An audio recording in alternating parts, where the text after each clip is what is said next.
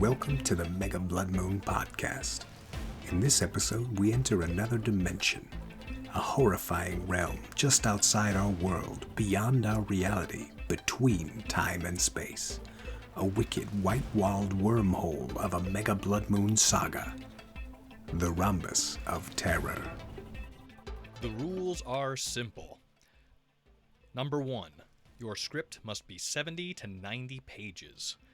Number 2, the minute you type "the end," your script is done.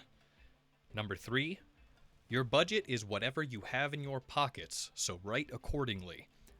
And number 4, the moon must explode at some point during the movie. Welcome to the Big Stupid... Welcome back to the Mega Blood Moon Podcast. Once again, we don't do intros like this for the past two episodes. Taking it off from here is our host and alderman, Anthony Del Monte. I didn't pay off all of those voters in those rotten boroughs to be elected alderman of this podcast to hear you for 2 weeks in a row do an intro that we have never done. You're right. Let's get rolling to see what we do tonight. Okay. Davis, roll the dice. Ooh, 23. My God. Who wrote this one? It was Tony. Good. 23. The Rhombus of Terror, a Mega Blood Moon saga. You've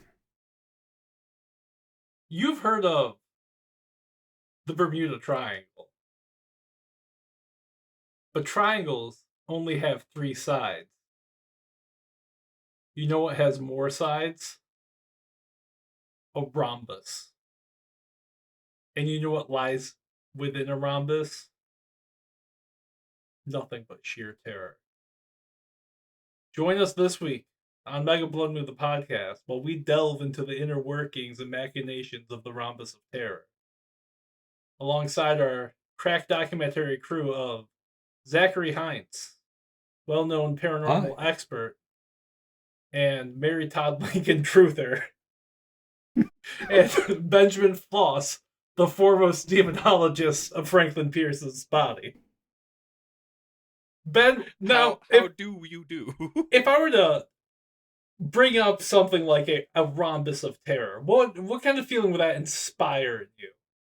The first feeling it would inspire is a large sense of unease. All right, well, you're wrong because it should be terror. It's in the title, so we're gonna go to Heinz. I was going to say intrigue. And see, you both failed the most basic of premises. Terror is in the name. Yeah, I suppose that makes sense. The judges are not going to give top marks. Are we still getting paid for this? You were getting paid for this. and then a rhombus comes and takes us away. Now that's scary.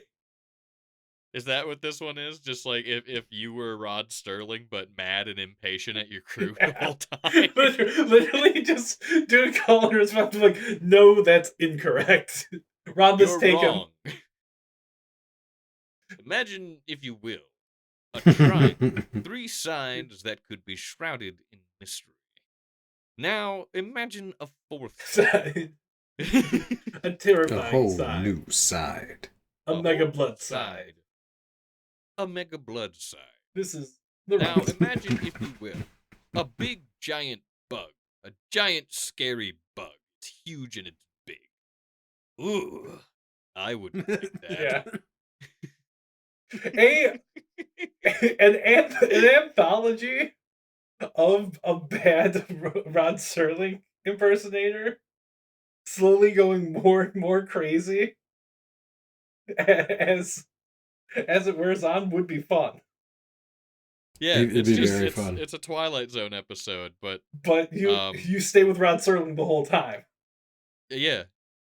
A Mega Blood Moon saga. And like he's like he's getting more and more disheveled, he's at some point he's just bleeding. He's got like unidentified weird like stains, like he killed an alien on him at some point. There is it's Twilight Zone, but every story's true and he has to fight everything in each story. He's actually entering the Twilight Zone every time. And it's part of the curse of the Mega Blood Moon, is that he's stuck in the Rhombus of Terror. Yeah. That's what happens when you go that. I was once just a simple explorer, headed into the Rhombus of Terror in Coeur d'Alene, Iowa. Or Idaho. In Newton, Indiana. Yeah. Sucked into a vortex. Found myself in the Rhombus of Terror. I don't know who's handing me these scripts, but I do know that I've killed 13 chupacabras in the past week alone. It's Twilight Zone meets Quantum Leap. It's fantastic. Oh, yes. Has to fight every episode's monster or moral lesson. Yeah. He's gonna fight the moral lesson. The lesson this week: greed never pays. Ah, shit. And then he just starts punching a leprechaun. Yeah. Just when we cut back to him for one of them, he's just like, ah, yes, the 7 deadly sins, specifically pride, put up quite a fight, but I licked him in the end. The lesson we learned is that John Fitzgerald Kennedy's head just did that.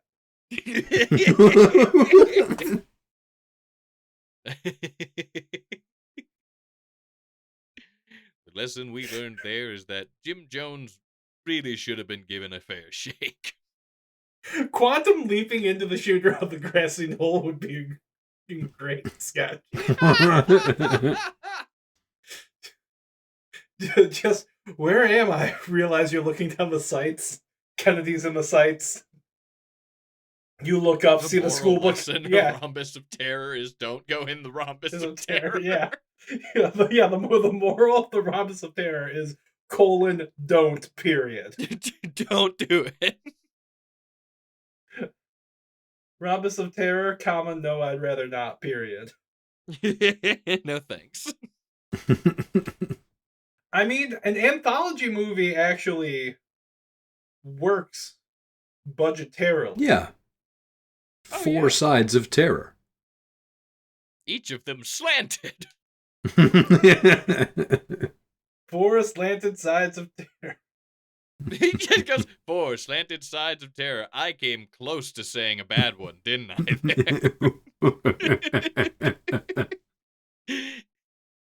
It's fine. Rod Serling fought the Pacific. It's 1943. We're fighting them. Fun fact. I'm stuck here. Rod Serling, I forgot what island he was on, but he fought on the island campaigns, and at one point he was talking to one of his best friends, and a military supply airdrop missed its zone vector, and it just squashed his friend flat while they were talking.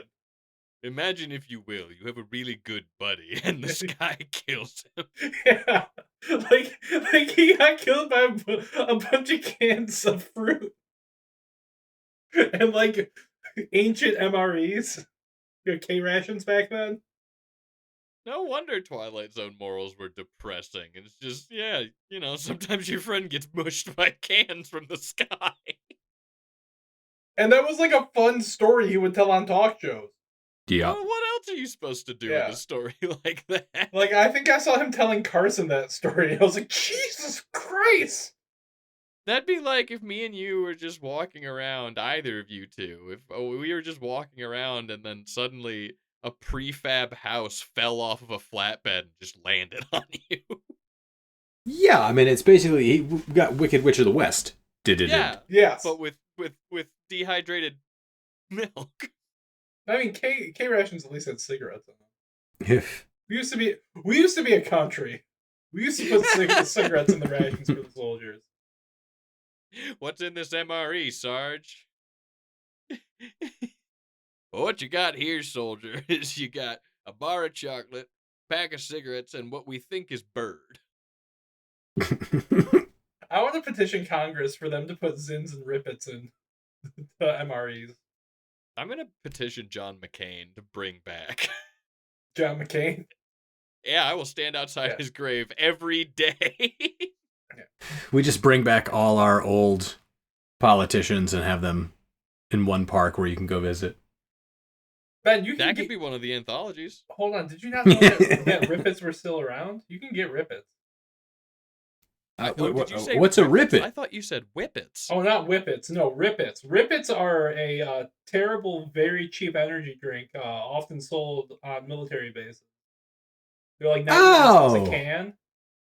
I feel like I've seen those at Aldi or something. Yeah, but yeah, they show up at weird places sometimes. Big Lots will have them. Like in a place where you wouldn't normally buy an energy drink, you'll look and be like, "Damn, they got Rippets here though." Never heard of them. Didn't even have my eyes open for them. They taste like anger. They're medicinal. They have like a kind of a. It's not a good flavor. They taste like... I'm going to go back to your statement right there. We're just going to break it down piece by piece, Zach. All right? We're just going to do that for a hot second. You started off with they're medicinal, then moved very quickly to it's not a great flavor. No, I mean the flavor itself is medicinal. What do you mean the flavor's medicinal? It's got like a kind of a cough syrupy vibe or something. I don't know. It doesn't taste like a normal energy drink. It tastes a little worse. I thought you meant that there was a medicinal quality to it. Listen, guys, they're medicinal. Just the flavor's. I have a prescription for flavor. these. It's medicinal. It's not good. Sorry, I got caught up on the whiplash of what Daddy needs his medicine. All right. Because it was like 99 cents and sold on military bases. There ain't a healthy thing about that piece of shit. Yeah. To answer your earlier question, they taste like the air inside of a 2003 Ford Fiesta while you're driving to the movie theater with 6 people. So Ben's car. I actually have a very good idea of what that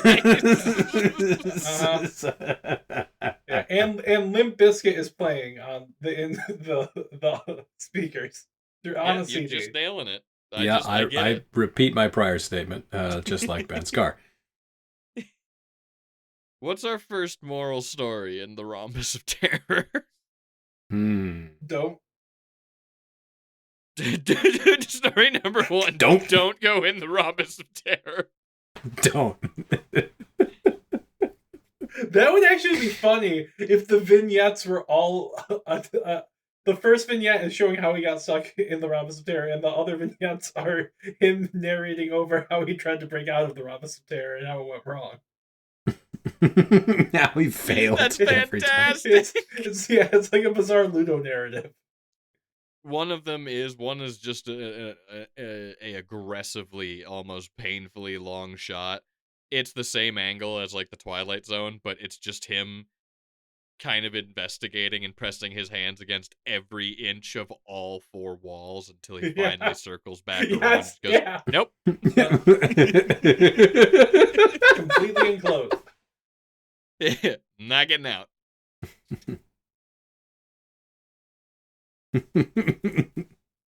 It would appear that I'm trapped.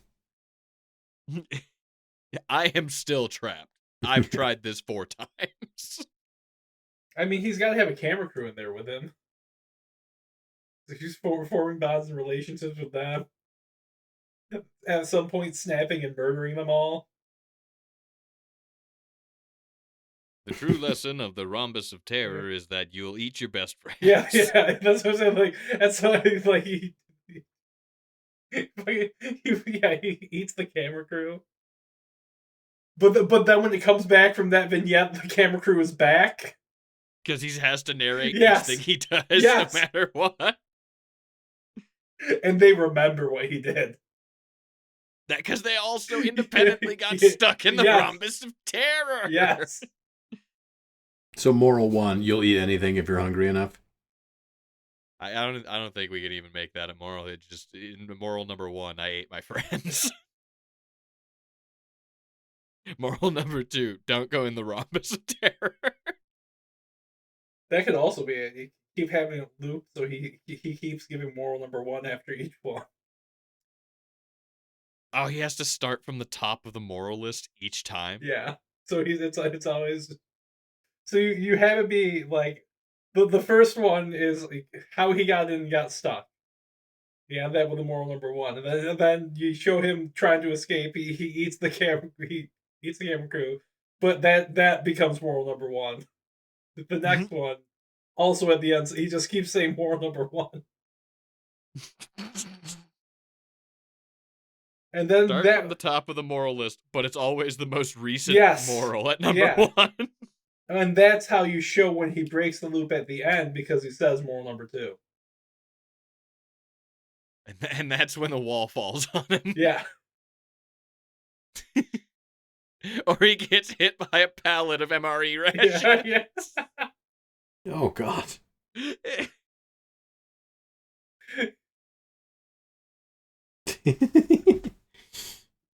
Title card Fiend.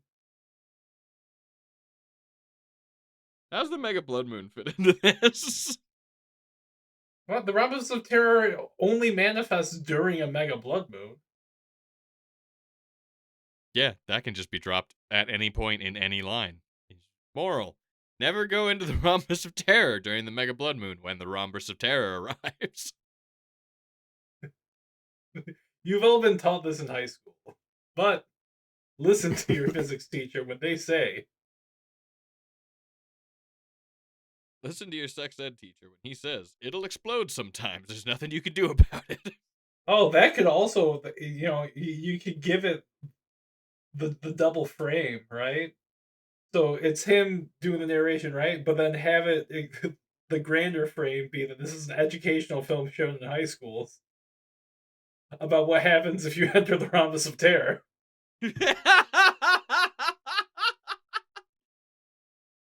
The last shot is either A, him looking to camera and going, look what I learned how to do with my mind, turning and then just pressing his temples and the moon explodes. Or he goes, I finally escaped the Rhombus of Terror and I'm going to go have sex for the first time. And then he turns and the moon explodes and wipes out the entire area. Cut to like static TV in a classroom. Him going, now what did we learn about the Rhombus of Terror? Exactly. Like, you get it. I'm gonna lobby for look what I can do with my mind, and then he turns and blows up the moon. I don't see a problem with that. We don't know what the Rhombus of Terror can bestow upon a mortal man. We just know the torments that lie within.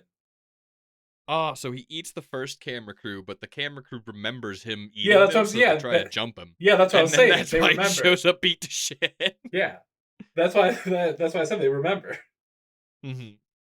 Because that loop starting and a fucking bunch of people remember you first befriending, then butchering them. Like, that's gonna get rough.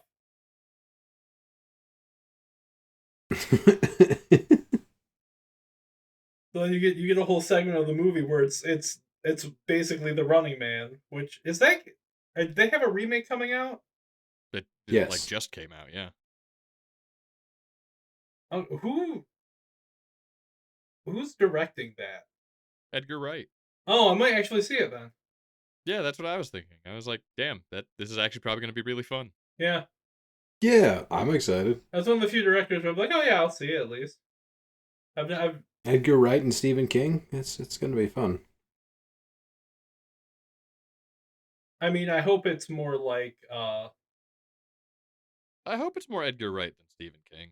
I hope it's more like the 80s Schwarzenegger one than the Stephen King. Really? I like the Stephen King one. No, you don't. I certainly do. Don't get me wrong. I love the Arnold one, but I've gotten you. You did it. You did it. You son of a bitch. How could you? Fuck! Now I hate.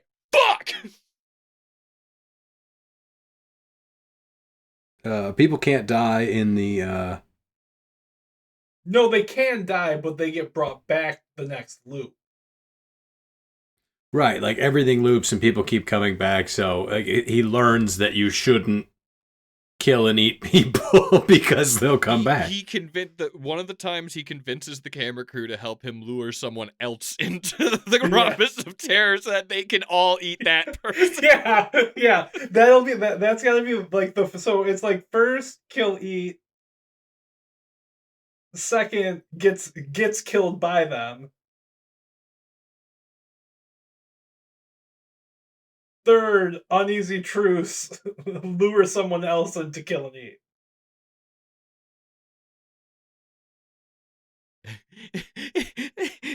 The third one is an uneasy truce that results in a fairly harmonious living situation, and they all die of natural causes, but then they just come back. Oh yeah.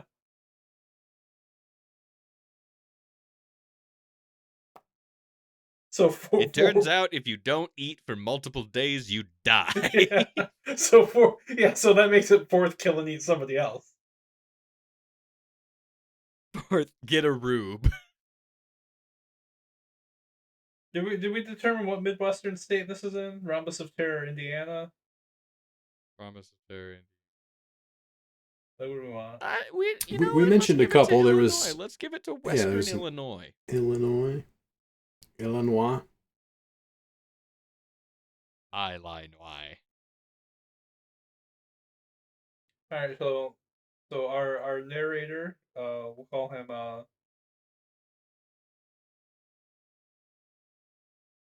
Jimmy Tungsten. Ron Serling. I was thinking Sir Rodling. Searle Rodling? Yeah, Sir Rodling. It's the worst thing I think I've ever come up with. Horace Whitaker. Forrest? No, Horace. No, Horus. Like the Egyptian god. Mm-hmm. So we're going Horace Whitaker? That's a terrible name. It's not great. It's like midnight. Give me a second.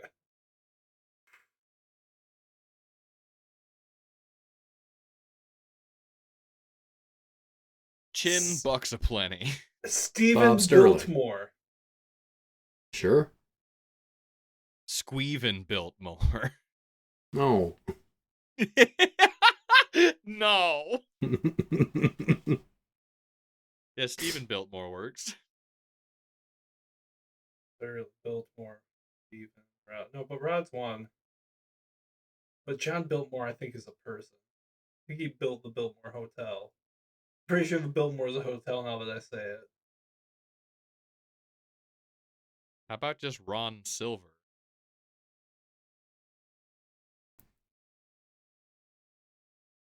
No, Ron Silver's also somebody.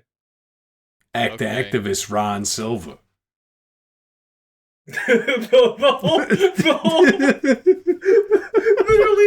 whole movie is just him getting attacked in the back of different yellow cabs by the mob. Oh God! Oh no! All right, the moral of the story is it's him walking into a bodega, dressed up in this fucking full Guardian Angels outfit, but getting just cold cocked by bookies.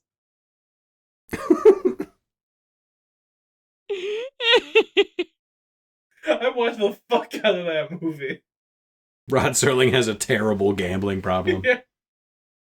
No, he used to go and hound the bookies who would hang out in the bodega, so they would just beat the shit out of them because they all worked for like the Gaudis or the Genovese, and they were just like, shut the fuck up.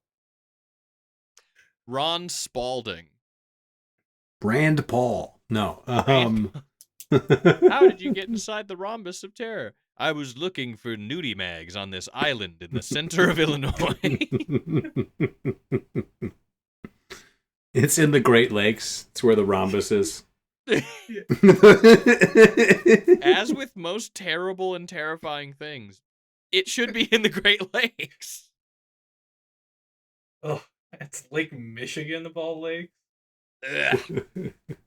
Buzz, your girlfriend. Woof. Ron Spalding. Is that what it is? This is Stephen Biltmore? If we keep going down the name track, we'll be doing names for the rest of the night. We gotta keep moving. But the name's important for this. Because he's gonna intro each loop with "I'm Ron Spaulding." So does Ron Spaulding? I'm Ron Spaulding. Hello, I'm I'm Ron John Spaulding. Biltmore. I'm Stephen Biltmore. This is I'm Todd Serling. Jefferson Cash. Todd They call me Serling. G. They call me. They call me G Moneymaker.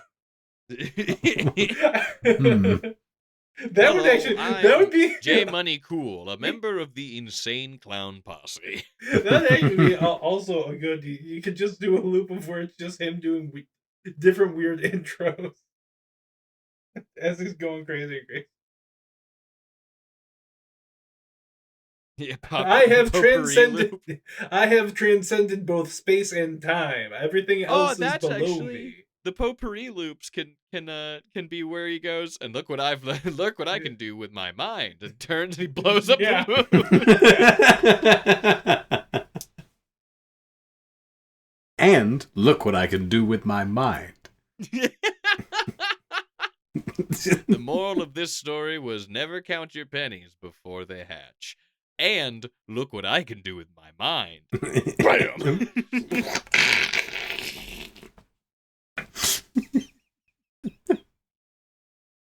The crew is like, why didn't you do that with the walls of the rhombus?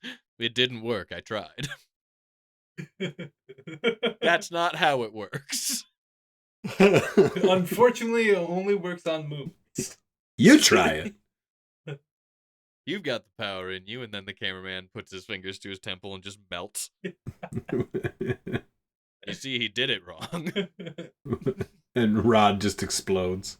Then Rod explodes. Yeah, that we could eat up a good 10 minutes of potpourri. I don't want to eat potpourri. Too bad. Your breath gonna smell like a hotel room. Do we have a sequence where he just continuously gets his name wrong? Yes. That's actually hilarious if that's the bit. Yeah. That's what I was saying. Yeah, you have him going through just going crazier and crazier. He can't. So the first time he says his name right, and then every other time he says it wrong. I'm Rem Sarbing. Does it become increasingly incoherent? Incoherent, nonsensical. Gentlemen, I'm Bob Costas, and this is Larry Bird. Even the cameraman or the camera crew at certain points is like, are you sure you're going with that one? He's like, I'm Gort Bedidador. My father was a Bedidador. His father was a Bedidador? And his Before. Before. A Bedidador before. Before Bedidador. His mother was an after, though. And before Bedidador, we were Smiths. Did you know that my family tree is a circle until my parents? I didn't know that until very recently. I'm my own grandpa. Just intermittent breaks for him to overshare. He's got to be smoking in one of those classic. I once ate a hooker chair. in Thailand.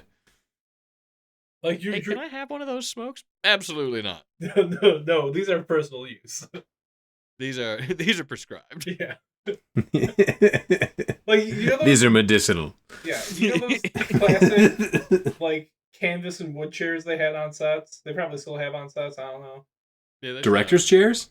Yeah, he's sitting in one of those with a highball and a cigarette. Glass and cigarette in hand, but also smoking another cigarette in the offhand. It's a still shot of that as he's just living glam, and then one of the crew members just runs by with a baseball bat and takes 2 legs off of it. So he just fucking crashes to the floor. That'd be a great freeze frame to have too, of him mid crash with the drink and the cigarette flying in both directions. That could be part of it, is that for a bunch of them, the last frame of what's happening freeze frames, and then it zooms out to him presenting that freeze frame. Yeah. Yeah, you're right. That's because we have to have the Because then, once it gets to the end, when he does finally escape, then when it zooms out and freeze frames, it goes to the classroom. Yeah. And he goes, "What have we learned, little Tilmley?" And Tilmley's like, "Don't go in the Rhombus of Terror." And he goes, "No, no, no, no. Put him in the blender." And then two white-coated men come and take little Timley away. And then he turns to the kid right next to him and goes, "What did we learn?" And he goes, "Don't go in the Rhombus of Terror." And he goes, "Very good." Can we have him sent to the cornfield? Mr. Spaulding, did you blow up the moon? I sure did. And Europa. Did you blow up the moon? Maybe. Why don't you try? With my mind. Why don't you try with my mind? And the kid grabs his hand and starts blowing up planets.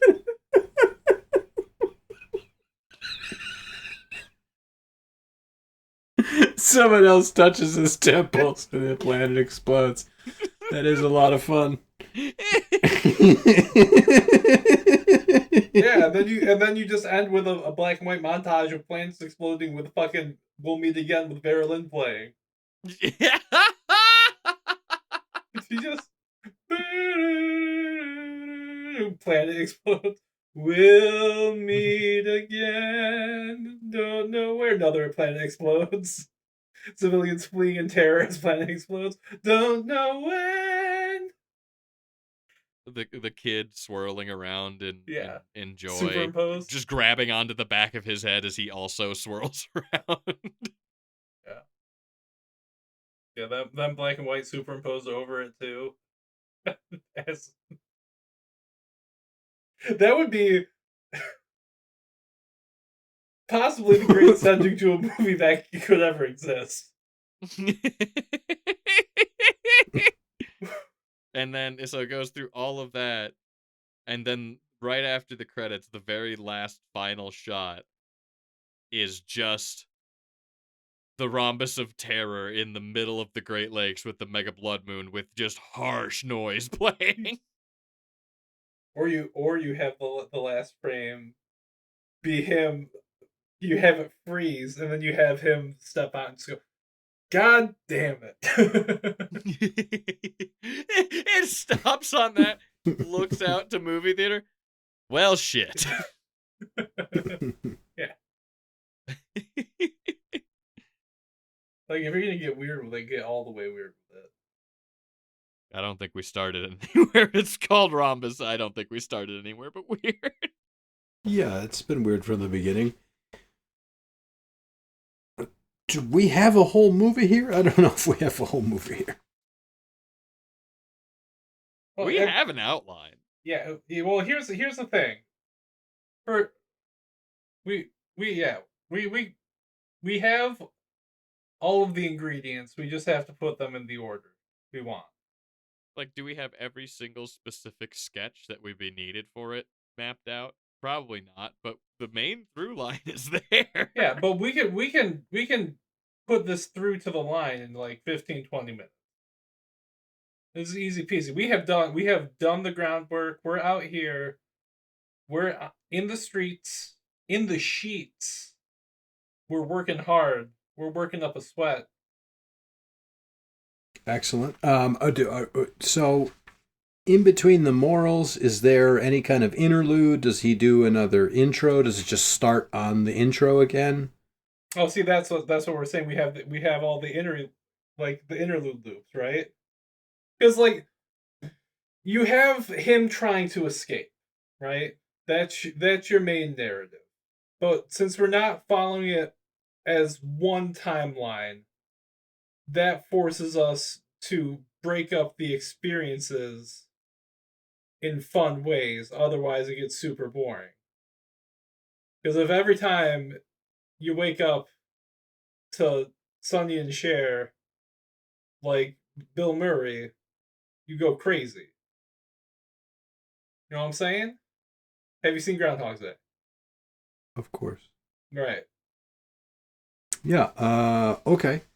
So instead of doing that, when we can hop in between the main ones, we can hop to picking it up halfway in. So you're just grasping with context. We're like, oh well, I've seen all these people because this is the camera crew because I've seen him befriend and eat them before, but now they seem to have formed some sort of alliance.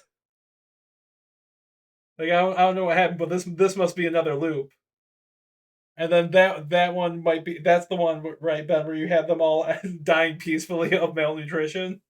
Yeah. And then you have that freeze frame. Maybe another sketch or the next main loop starts.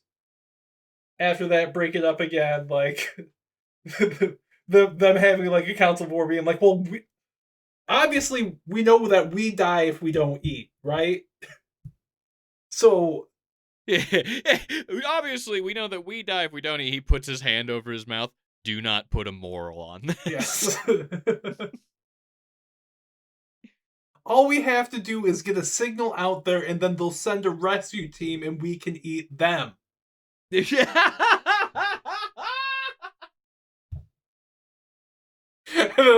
Just everybody nodding.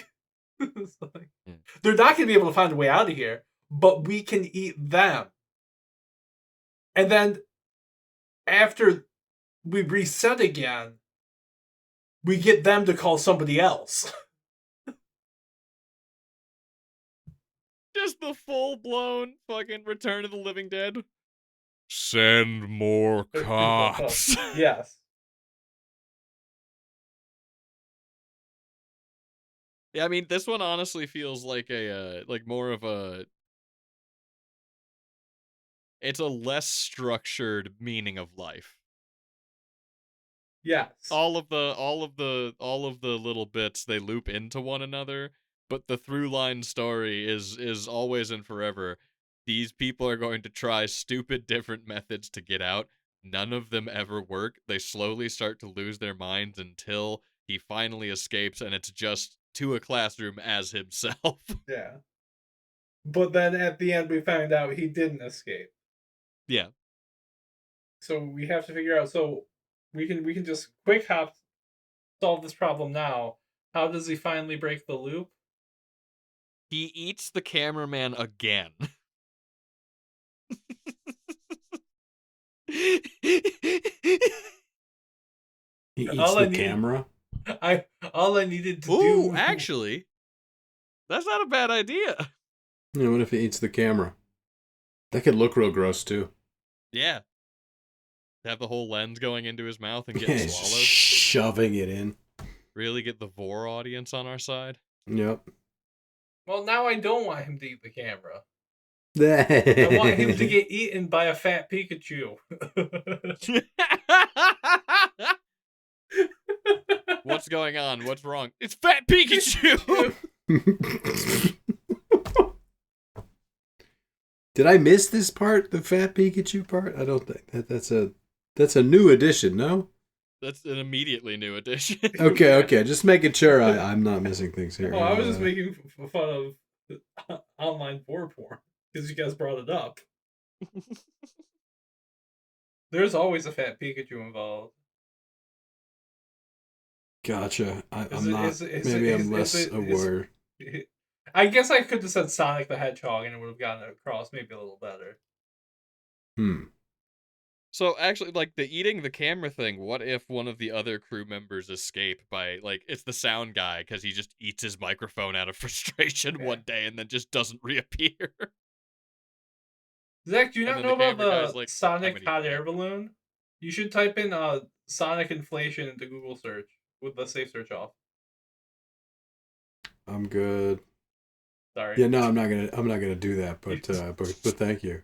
You should do that. For those of you listening at home, try and maybe don't do that. Don't do that.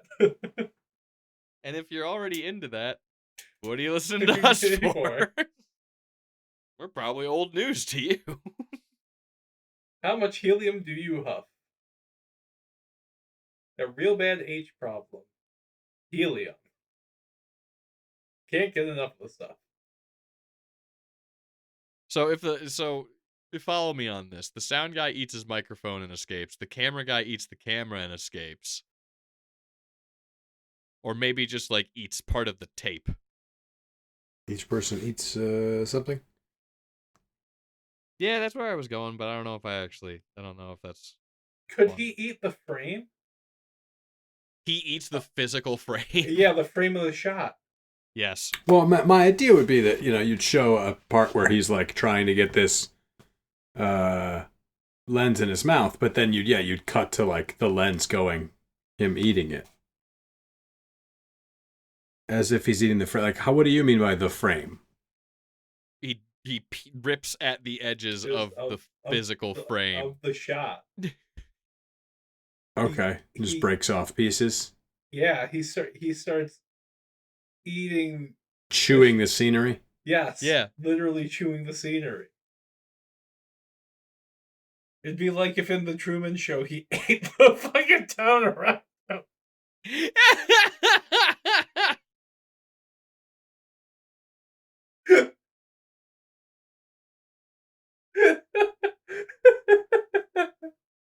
It's like Truman Show meets Katamari. I really want to see Jim Carrey attempt to eat a picket fence now. I'll tell you what. He'd probably do a pretty good job. How much money do you think that costs? I spend sure of 2 money. How do I become one of the Emirates so I have the oil money? How do I become one of the Emirates? Pick whichever. They're all united anyways. So he doesn't escape by eating the camera. No. He does. No, the cameraman escapes from eating the camera. He eats the scenery. Yeah, the sound guy eats a boom mic. Script supervisor eats a script. Or the producer eats his phone. Yeah. Producer eats his PA. the people who they lured in are just staring in abject horror. Oh yeah, because they still keep coming back. Yeah. How are we supposed to escape? I don't know. Figure it out. That's not our problem. I forgot you guys are new here. You've got a lot of lessons to learn before you get to our point. Like this one shoots one of them dead. I found this on one of these go-arounds. I've been saving this for a rainy day. And boy, is it cloudy. Hand up the sky. Freeze frame, he walks out. There was a gas leak. Yeah, that time was a gas leak.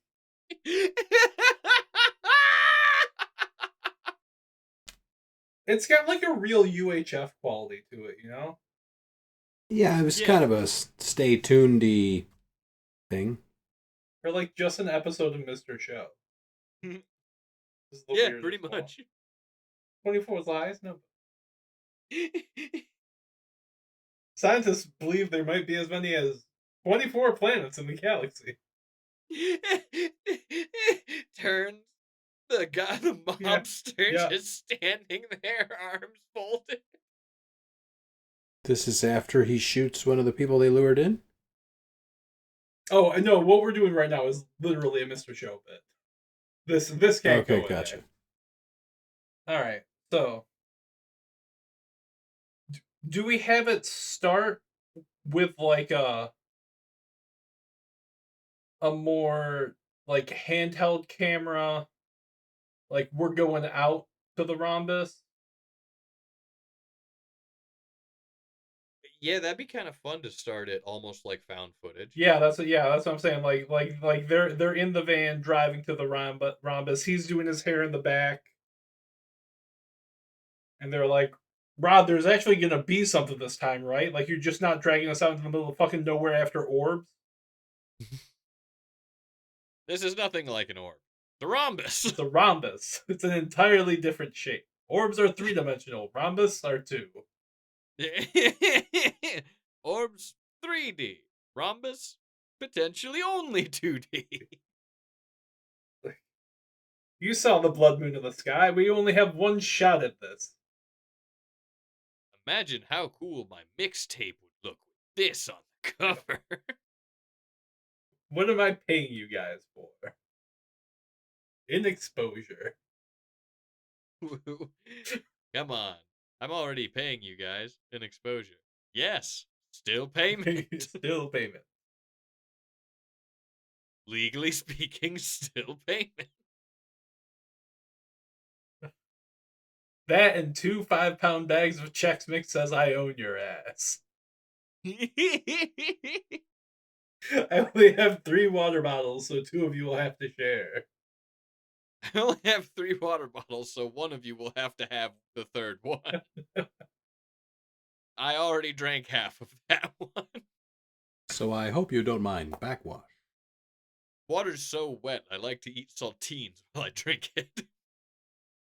All of those flasks are mine. just a box of flasks. Like a cardboard box just 12 flasks in it. I haven't been sober since 57. Aren't you like 20 years old? 19. And a half. I'm sorry, which one of us is the men's lifestyle influencer and which one of us is the 3 of you who are idiots? Give me those flasks, maybe more of them soon. You'll find the second box is under the jump seat. I'll open the windows if I feel like it. Otherwise, I'm smoking with them closed.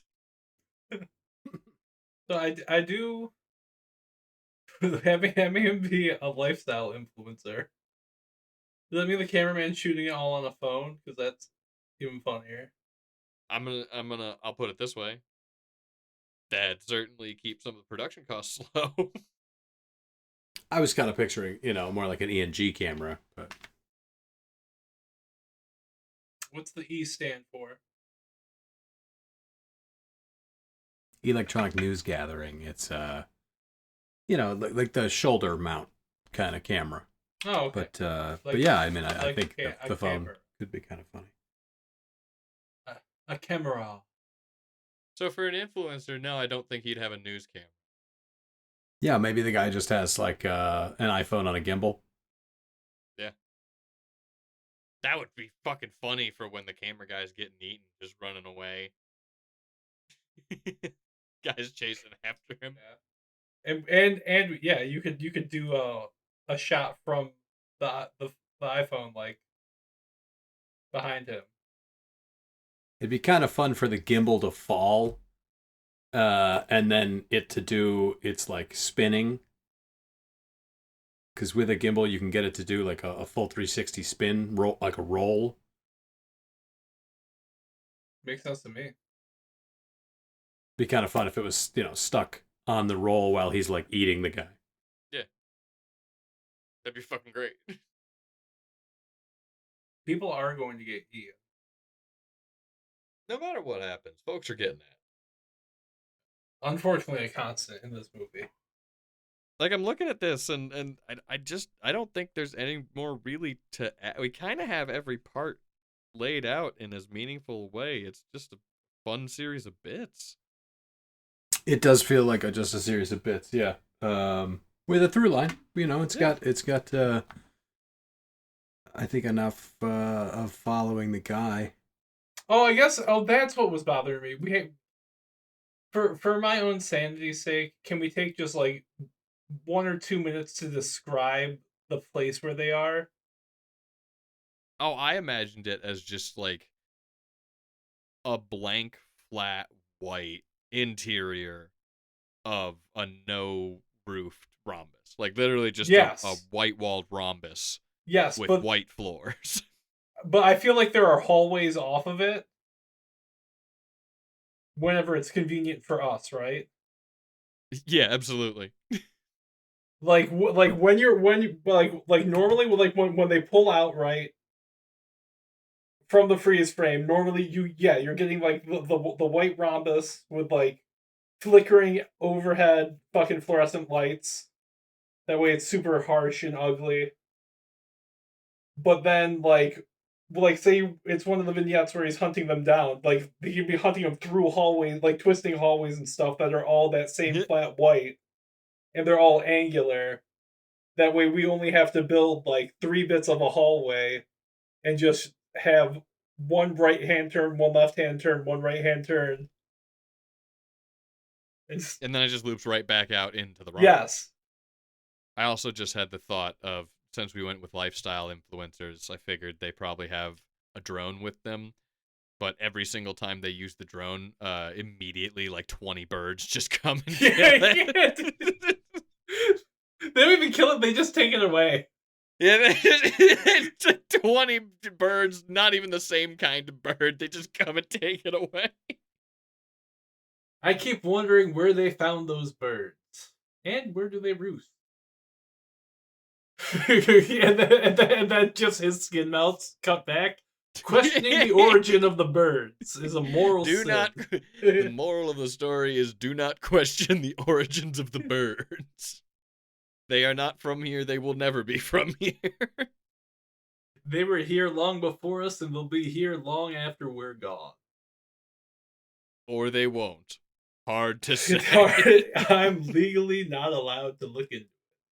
I am not going to speculate in any which direction. I don't understand what judge signed off on this cease and desist, but I do know that is my signature on it. Just, they have been here long before us, flapping of wings, and they might continue to be. Hard to say. Hard to say. Some mysteries will never be solved. Like the birds. So, you see his eyebrow starts to drip down his face. Namely the birds. Just floats right back up. There we go. That was a close one, boys. The melting is the most painful one. I cannot describe the horrific agony, but I will in detail. Imagine, if you will, you were a puddle made out of you, and everything hurt. That's what being melted feels like. That happens in the Willow follow-up novel. Fun fact. There's a Willow follow-up? Oh yeah, there's a Willow follow-up novel where everybody dies in the opening chapter except for Willow. And it's written by George Lucas and Chris Claremont, the dude who did the X-Men. And at one point he melts into a puddle and becomes the floor. It's called Shadow Moon. It's really bad. It's like a top 3 worst books I've ever read. Fun. I have it in hardcover. I can send it to you because I don't want it. I can send it to you because I don't want it. Thank you, Tony. I appreciate that offer, but I think I'm going to say no. Ben, do you have his address? I feel like if I give you his address, you're just gonna send it to mine anyways. Well, that was the bit that you ruined. Ah. Yeah, but I don't want it. Agree to disagree. I'm sorry. What? We're agreeing to disagree. You mind running that one by me again, there, Co-Chief? You heard me. You understand what I'm putting down? I'm putting down that lifestyle influencer Rod Serling has heard rumors of the Rhombus of Terror. An odd portion of Lake Michigan that's been host to possibly dozens, upwards of 1, but certainly not less than 50 mysterious disappearances over an unspecified period of time. He gathers his loyal crew of his cameraman, David Josephs, his sound guy, Joseph Davids, and his trusty producer / publicist, Javid. J.vid. J.V.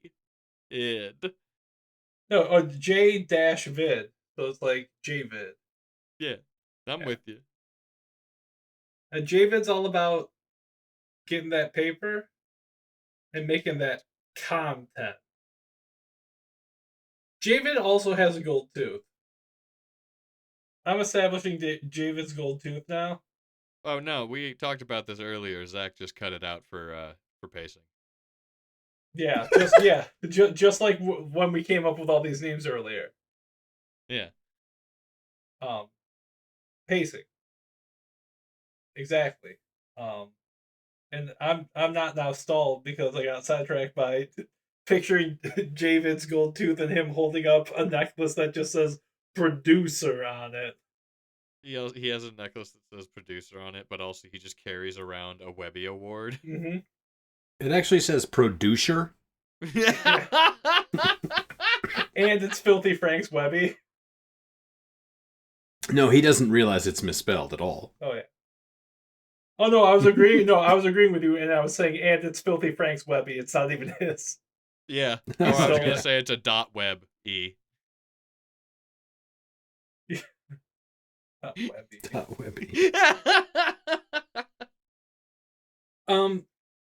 So they get themselves a rented van, and they drive themselves to the edge of Lake Michigan and into the Rhombus of Terror. Now, I forgot to mention that the Rhombus of Terror can only be entered under the light of a blood moon. Zach cut that part out. We're sorry, you guys. Large blood moon. No, we actually, yeah, we he shouldn't have cut that part out. Yeah. That part actually happened. Yeah. Just like that other part happened. I'm not going to go back and cut that part out. I'm not going to cut that part out. Both parts of that actually happened. Dear listener. Oh, wait, are you... Oh, we actually talked about that. Okay, good. Yeah, we did talk about that. Zach, cut this part. Actually, no, Zach, cut the previous part so that my bit's funnier. You're going to have to keep cutting. You're going to make this look like an emo chick's inner thigh. I will not. Oh my god. Yeah.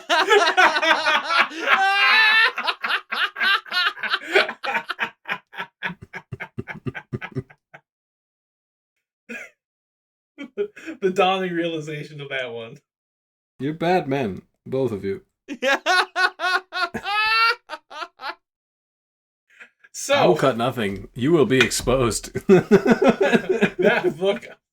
that's a great joke. Maybe. We're marked explicit on iTunes. I'm fine. Well, that's good. I'm glad we are. How many fucking times I swear? We're marked 8. We're marked 8 and up on Spotify.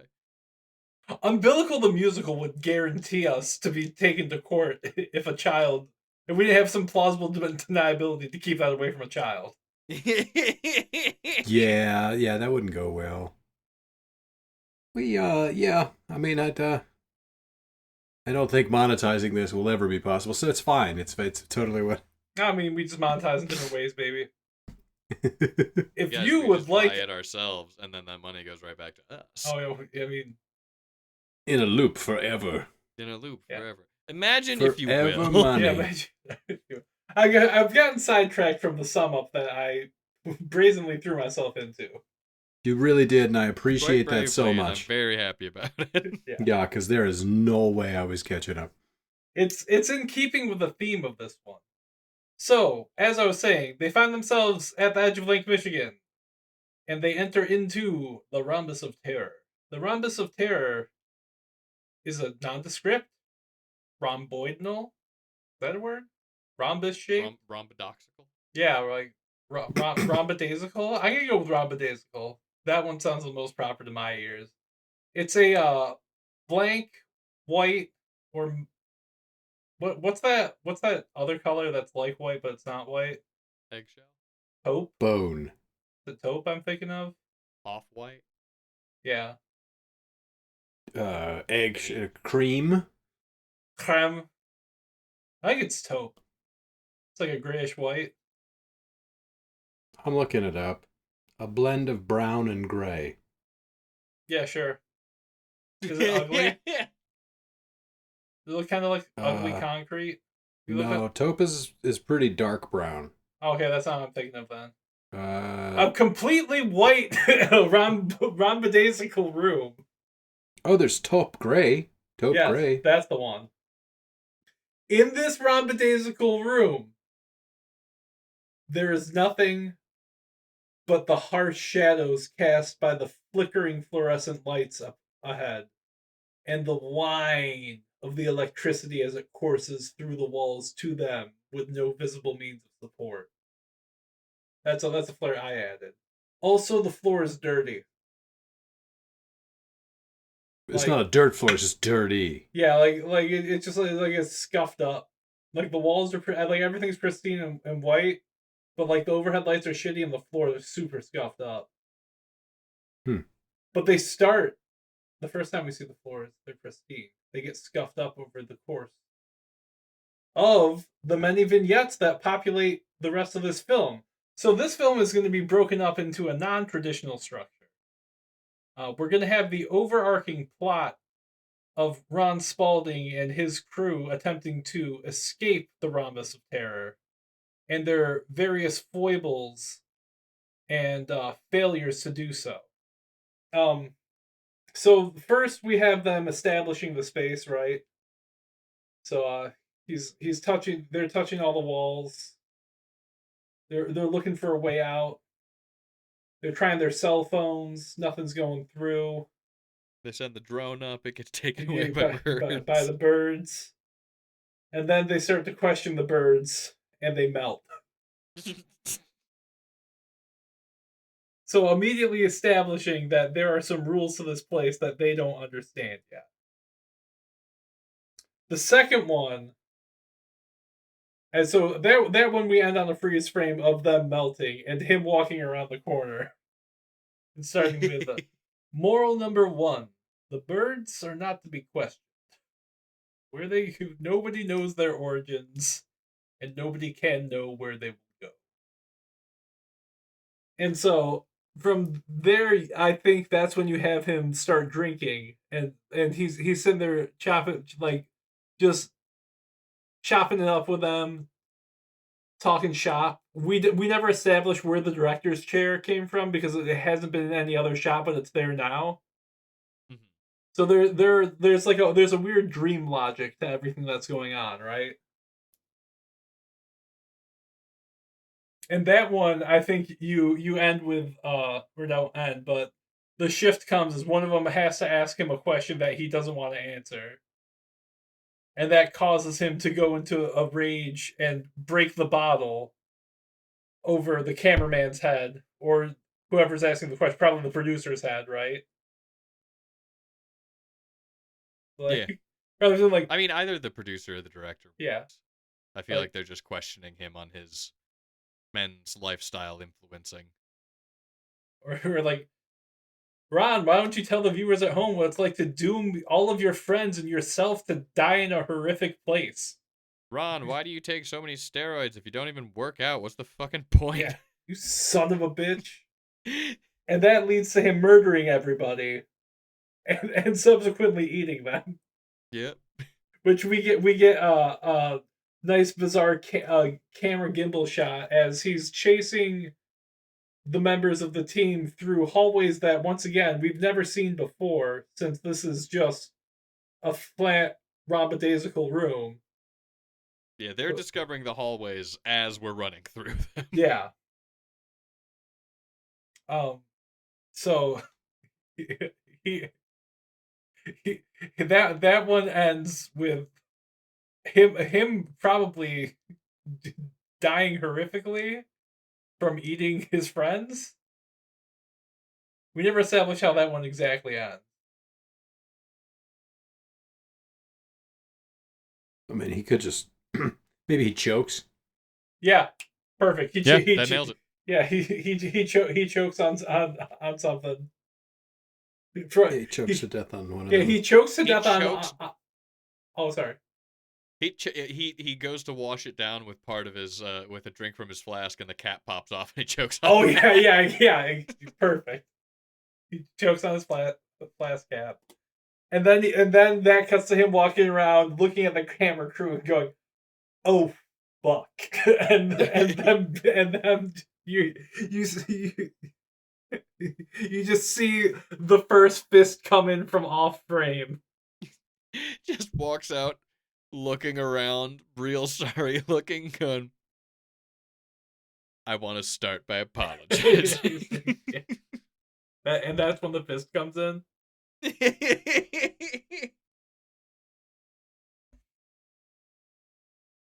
And so that one, then we cut that one. We can just more or less end there, right? We end with him dying. So now we're learning that it resets when he dies, right? So that's a fun little bit we can add on there. See, we're learning things about this while we're summarizing. It's the narrative giving tree. It's a mind game. This thing we got going on. We are all shells. We're all Shel Silverstein right now.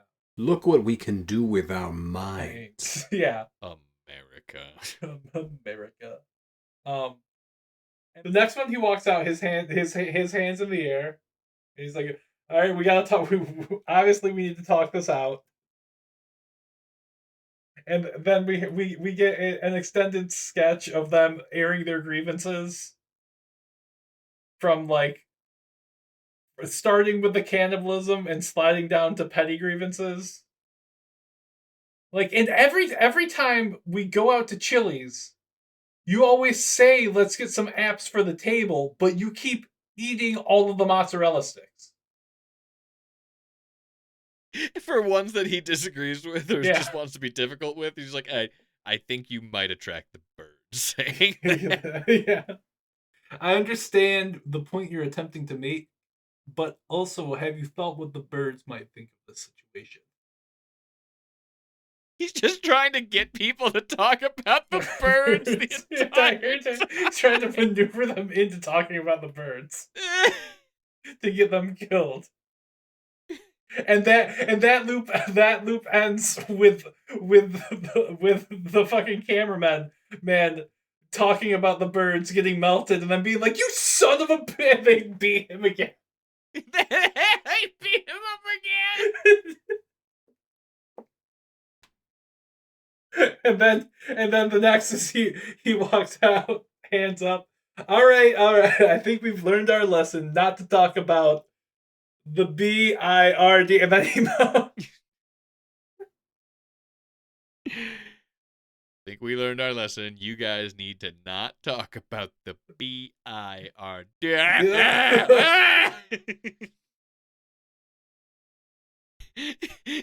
Comes out again. Just don't. Okay, we can all agree no, right? Okay.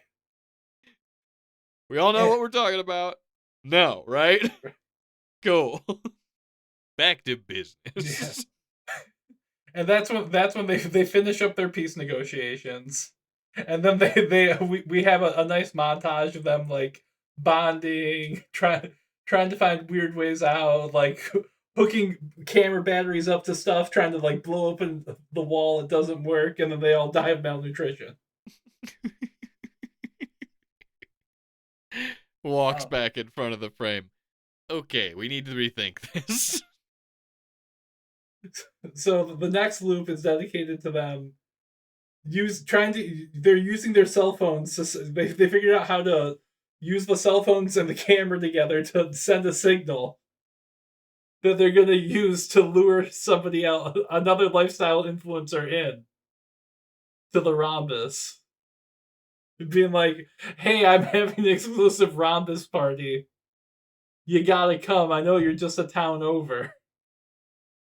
And then when they show up, they immediately eat them.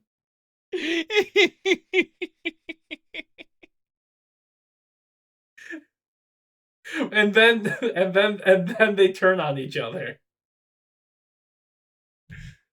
So they like they eat the newcomers, and then the second they run out, they immediately turn on each other. So that ends that loop. But the next loop starts, and that guy's now there. Yeah, exactly. That like it'll be like another like 2 or 3 people, and he goes, "Well, those of you just joining us, you're trapped in the Rhombus of Terror due to no fault of our own. Now I need you to look up and look back down. Do not mention anything you saw when you looked up." If it's in the sky, don't talk about it. And that's the end of first one is the new guy going, wait, why can't we talk about the birds? Yeah. Just and that's just a hard cut. And instead of there being a freeze frame, it's just completely black when he walks back out. But I hope that you learned that lesson, much like we all did. So what are the essential bits that I haven't thrown in yet? Oh yeah, we have to show him. They're attempting to harness mental powers. Oh, that's So getting into the potpourri loop. yeah, which we should probably do now that they have more people there, right? Yeah. I feel like this is them experimenting with ways to get out, but also just completely losing their minds. Yeah. Like this is when he just starts coming up with new names for himself. Yep. And that ends when the new people snap and one of them shouts, just completely goes off on Ron. It's like, "You fucking dragged us out here! You stranded us in this fucking time loop! Everybody's going crazy!" And Ron just immediately shoots him. And then looks up and falls over. And when he walks out, he's like, "It was a gas leak that time. I smelled it just before." Um, and that will then force them into even more experimentation, which leads to, I think, the first person to eat their what are we talking about? What's the word I'm looking for? Equipment. So So the audio guy eats the microphone yeah, first, right? yeah, 100%. Audio guy's gonna eat the microphone. He would just be like, hey, what are you doing? And he's just got the microphone Yeah. half in his mouth, like, I haven't tried this yet. I thought it would taste grape. Does it? No. No. I'm gonna finish it though. Let me have a bite. No. No. And he eats it really fast and then he disappears. Yeah. But he eats it really fast, but before he disappears, he's in a lot of pain Oh, yeah, from eating a microphone. he's in horrific pain.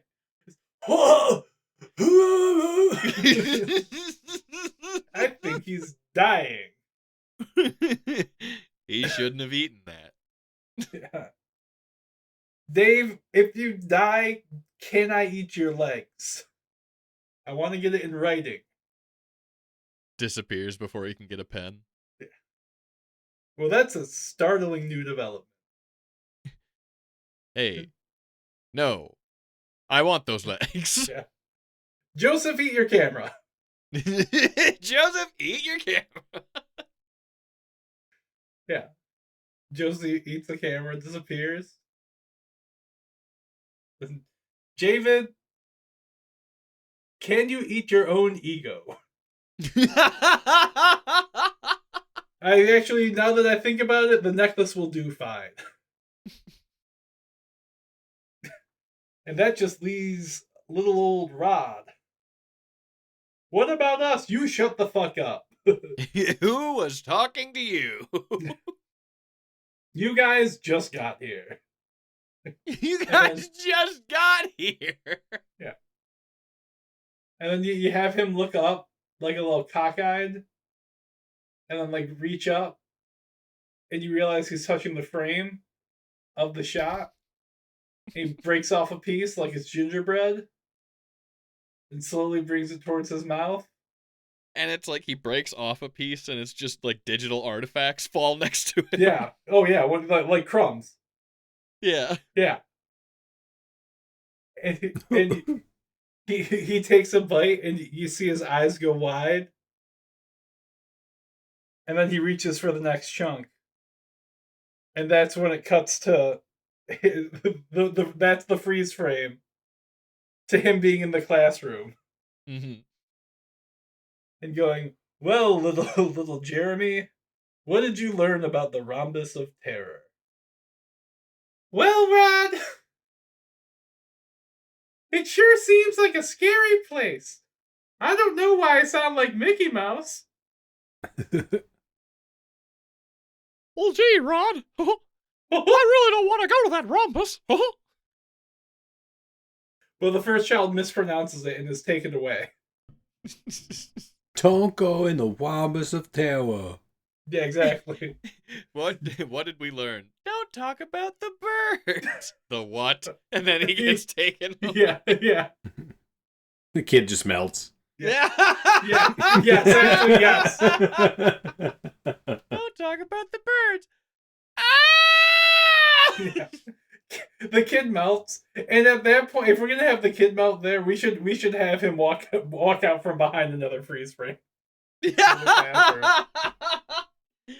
the kid melts. There's no freeze frame, but a kid, just the same kid walks back into the room and sits down. Yes, yeah. That's actually way better.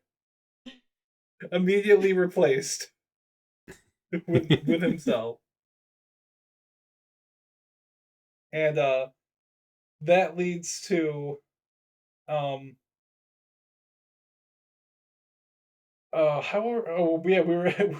were ending this with him being like with another child saying, "Mr. Rod, can I blow up planets with your mind?" Well, of course, little Jeremy. Jergamy.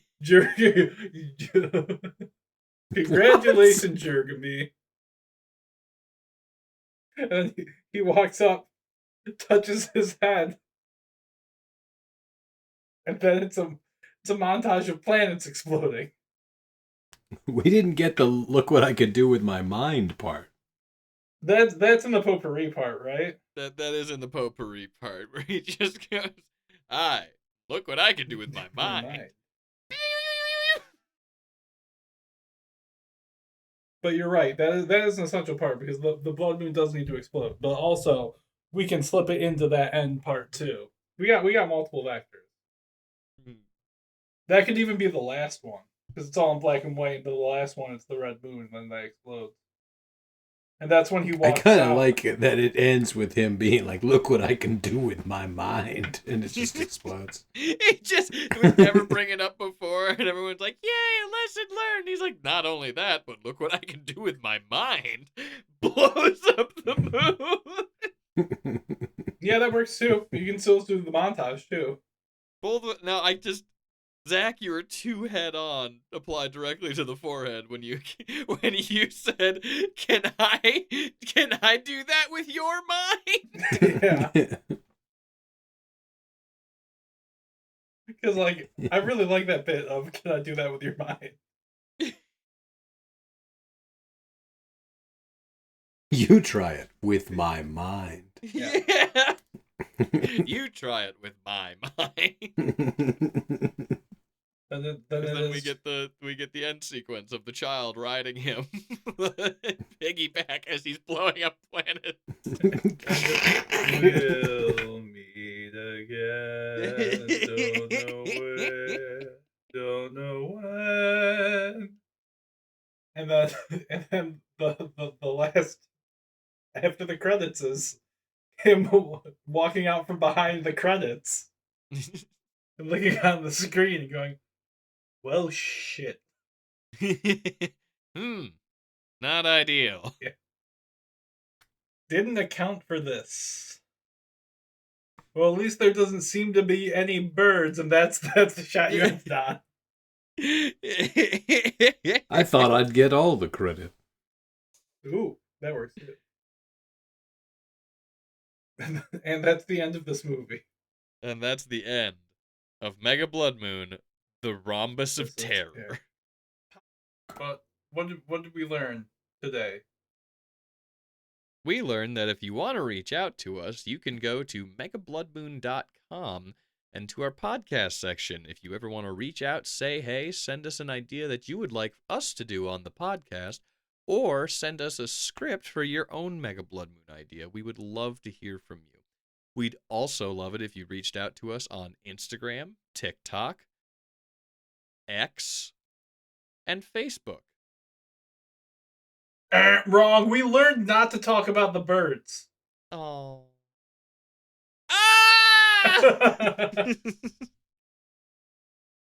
Sorry, I thought that was that the last social media? I thought I timed it right.